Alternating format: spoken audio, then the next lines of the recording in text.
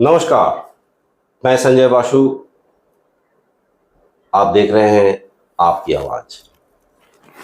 दिल्ली के cabinet minister Shri Rajkumar आनंद आज अपने मंत्रिसभा की पद से और पार्टी की सदस्यता पद से इस्तीफा दिया। आज शाम को एक प्रेस वार्ता में इन्होंने घोषणा की। आइए देखते हैं उस प्रेस वार्ता में उन्होंने क्या क्या बोले। आम आदमी पार्टी का जन्म ही भ्रष्टाचार के खिलाफ आंदोलन से हुआ था, लेकिन आज ये पार्टी खुद भ्रष्टाचार के दलदल में फंस चुकी है। मेरे लिए मंत्री पद पर रहकर इस सरकार में काम करना असहज हो गया है। मैं अब इस पार्टी, इस सरकार और अपने मंत्री पद से इस्तीफा दे रहा हूं, क्योंकि मैं इन भ्रष्ट आचरणों में अपना नाम नहीं जुड़वाना चाहता। बाकी दिनों की तरह आज भी हमारे साथ विवेक यादव जी जुड़े हुए हैं। पहला प्रतिक्रिया विवेक जी, इसके ऊपर आपका क्या है? तो पूरे देश में जो चल रहा है, ईडी की वॉशिंग मशीन, बीजेपी की वॉशिंग मशीन ईडी, वो अपना काम करने में सफल रही। और जैसा कि आम आदमी पार्टी और अरविंद केजरीवाल जी बार बार बोलते रहे कि हमारे विधायकों को धमकाया जा रहा है, उनको तोड़ा जा रहा है, खरीदा जा रहा है, उसी सिलसिले में एक काम ये हो गया। अब हर कोई तो अरविंद केजरीवाल, मनीष सिसोदिया, सत्येंद्र जैन, संजय सिंह नहीं, बात सही है। एक प्रेशर होता है। तो आम आदमी पार्टी में भी कुछ एक विधायक ऐसे हैं जो अपनी लग्जरी के साथ समझौता नहीं करते हैं, चूंकि व्यापारी थे और इनके यहाँ ईडी की रेड हो चुकी है। 23 घंटे ईडी की रेड चली है इनके यहाँ। आप सबको बता दूं, 2023 की 10 नवंबर को 18 साल पुराना एक केस के सिलसिले में ये वो भी विचाराधीन केस है।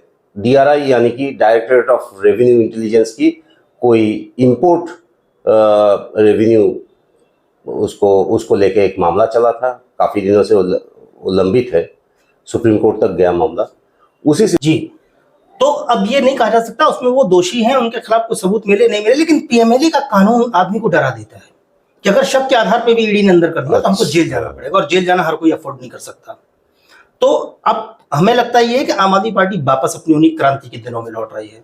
जो क्रांतिकारी लोग होंगे, जो लोग इस क्रांति को मानते हुए कि ये क्रांति है और देश की राजनीति में त्याग करना पड़ेगा, वो लोग टिके रहेंगे, और बाद बाकी लोग इसी तरह से, हो सकता है अभी कुछ एक दो लोग और हों जो इस तरह से भाग जाएं।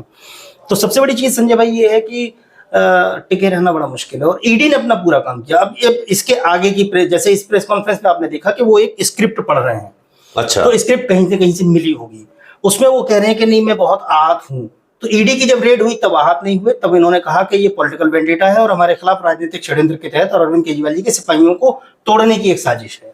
नवंबर में ये रेड होने के बाद इन्होंने एक प्रेस कॉन्फ्रेंस भी किया था, उसका भी एक अंश आपको दिखाएंगे, देखिए। अचानक ये केस खोल दिया जाना, ये सिर्फ एक राजनीतिक साजिश है, इसके अलावा और कुछ नहीं है। मैं आप लोगों को ये बता देना चाहता हूं कि हम लोग ये सिर्फ इसलिए परेशान किए जाते रहे हैं, और कल भी 22-23 घंटे हमारे यहाँ जो सर्च हुई वो सिर्फ हमें परेशान करने के लिए, हमारी पार्टी को परेशान करने के लिए, क्योंकि हम सच के रास्ते पर चलते हैं, काम की राजनीति करने वाली पार्टी है। ये भारतीय जनता पार्टी के लोग चाहते हैं कि यहाँ भारत देश में जो पार्टियां काम की राजनीति की बात करना चाहती हैं, उनका मुंह बंद कर दिया जाए, उनकी आवाज बंद कर दी जाए, और जाति और धर्म और तमाम जो गलत तरीके से राजनीतियां हैं वो चालू रहें। लेकिन हम बाबा साहेब डॉक्टर भीमराव अम्बेडकर के संविधान में विश्वास करने वाले लोग हैं, हम ये सब नहीं होने देंगे। हम न ईडी से डरने वाले लोग हैं, न CBI से डरने वाले लोग हैं। हम अपने नेता अरविंद केजरीवाल के साथ खड़े हैं और साथ खड़े रहेंगे, और उनके पद चुनाव पर चलने के लिए। हाँ, तो 2023 की नवंबर में यही राजकुमार आनंद जी का सूर और भाषा कुछ और था, और आज की डेट में तो मुझे ये लगता है कि फिर बाद में ईडी ने बुला के या किसी ने बुला के इनको समझाया गया होगा कि PMLA का कानून है, इसमें आप बिना सबूत के भी गिरफ्तार हो सकते हैं, जैसे और लोग आपके अंदर हैं, आपको भी जेल में जाना पड़ेगा। और इनको दिखाया गया होगा सत्येंद्र जैन जी का चित्र कि देखो उनकी क्या हालत हुई। लेकिन सत्येंद्र जैन जी वाकई में इस आंदोलन की विचारधारा से निकले हुए हैं और वो उस चीज को फेस कर रहे हैं, वो झुके नहीं और वो डरे नहीं। लेकिन राजकुमार आनंद जी लगता कहीं ना कहीं डर गए होंगे। तो क्या आप बोलेंगे ये कमजोर करी? इस तरह की कमजोर कड़ी हो सकता कोई और भी हो, क्योंकि आंदोलन की कोख से निकले विधायकों को खरीदना और उनको डराना बहुत मुश्किल है। बहुत मुश्किल है। बाद बाकी कोई भी व्यक्ति अपनी लग्जरी से कंप्रोमाइज नहीं करता। व्यापारी आदमी हैं और एक अच्छा खासा जीवन जी रहे हैं। लेकिन यहाँ भी दो चीजें देखने लायक हैं कि व्यापारी तो सुशील गुप्ता जी भी हैं, लेकिन फिर भी वो फाइट कर रहे हैं, पुलिस की लाठियां खा रहे हैं। अभी आंदोलन में देखिए तमाम सारी तस्वीरें आई। तो कुल मिलाकर के इस राजनीति में वही टिकेगा जो इसको आंदोलन और क्रांति का दौर मान के जिएगा। अच्छा, बाद बाकी लोग कंप्रोमाइज कर सकते हैं, हो सकता है भी एक दो लोग और कोई कंप्रोमाइज कर जाए, लेकिन आम आदमी पार्टी का जो काडर है और जो मजबूत वोट बैंक है वो हिलने वाला नहीं है।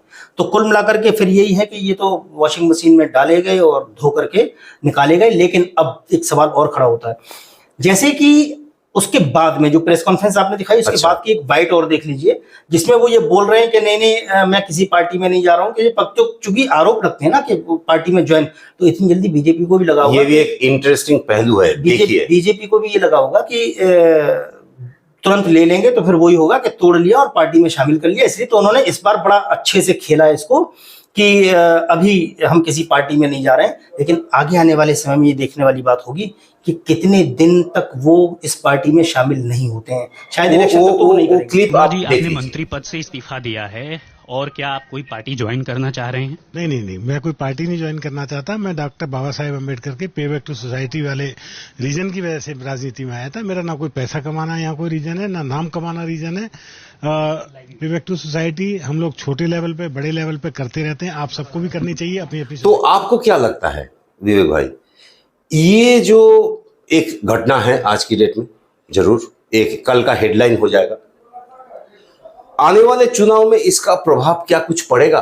इसके पीछे मैं एक बात इसलिए कह रहा हूं दर्शकगण के लिए तो और भी ज्यादा, कि जिस विधानसभा से राजकुमार आनंद जी जीतते आए हैं, वो विधानसभा में कहा जाता है कि आम आदमी पार्टी और अरविंद केजरीवाल के नाम पे कोई खंबा भी अगर आ जाए तो वो जीत जाता है।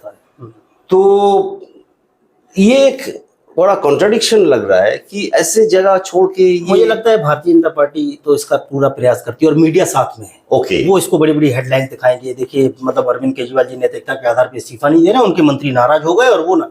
अच्छा, अगर इन्हीं प्रेस कॉन्फ्रेंस जो आप क्लिप दिखा रहे हो, इन्हीं क्लिप्स को अगर देख लिया जाए, जो एडिटिंग टीम अभी क्लिप दिखाई है, वो क्लिप्स को ही अगर आप देख लेंगे तो आपको समझ में आ जाएगा कि सुर कैसे धीरे धीरे चेंज हुआ है। तो कुल मिलाकर के खेल पूरा का पूरा वही है और इसको मीडिया में किसी तरह से, और ये बड़ी साजिश यही है, फिर मैं आपसे कहूँ आम आदमी पार्टी को क्रश करने की और खत्म करने की बड़ी साजिश। और एक स्टेप ईडी ने लिया है, तो ऐसे और भी प्रेशर इस छोटे पार्टी के ऊपर आएंगे।